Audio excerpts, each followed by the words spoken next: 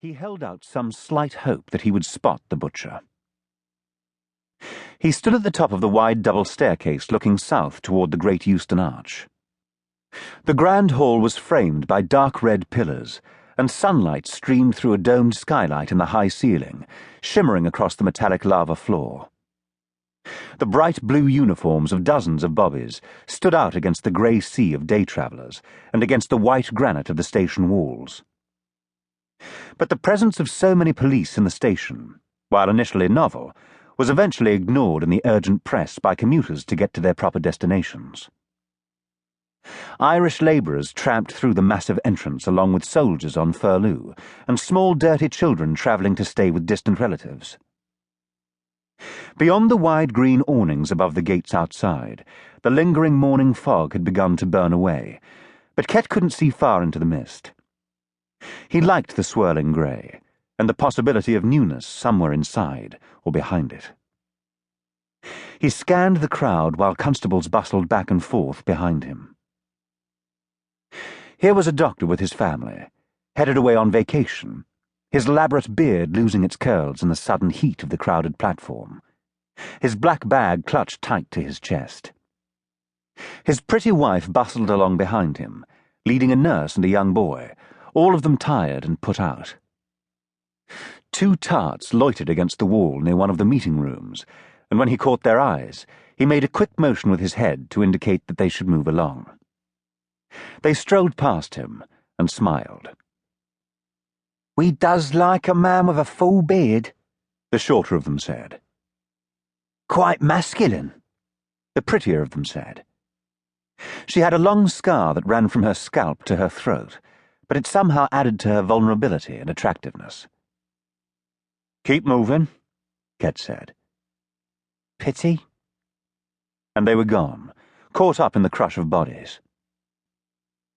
Prostitution was illegal, of course, and they were a cheeky pair to be plying their wares so early in the day and in so public a place, but they were brave in their fashion too, and arresting them would have been fruitless.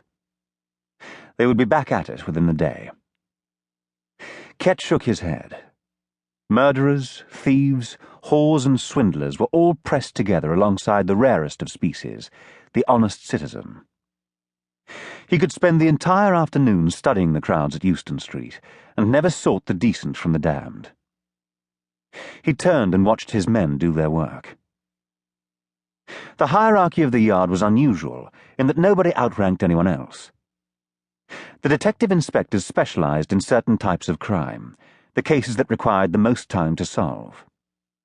The constables, he never called them bobbies, despite the popularity of that nickname among the general public, dealt with London's day-to-day offences and walked their beats, familiarising themselves with whole neighbourhoods and their people, always with the goal of nipping problems in the bud before they escalated far enough to warrant the attention of the detectives.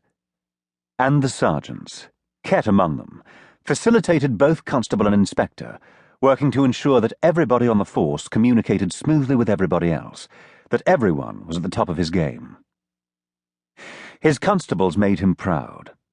There were times that Ket felt he had to stride up and down among them, barking orders and keeping everyone on task, but today, with the gravity of the case before them, every one of the men in blue was hustling, working to do his part. Constable Hammersmith in particular seemed tireless, and Ket wondered how long it had been since the young man had slept.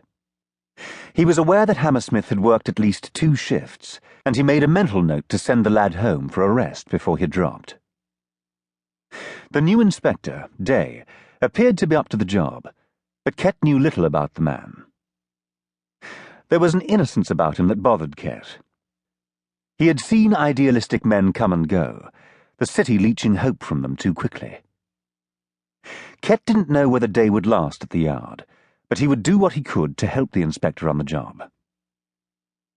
There was something immensely likeable about the new detective, a sense of duty and a curiosity as well, that could take him a long way.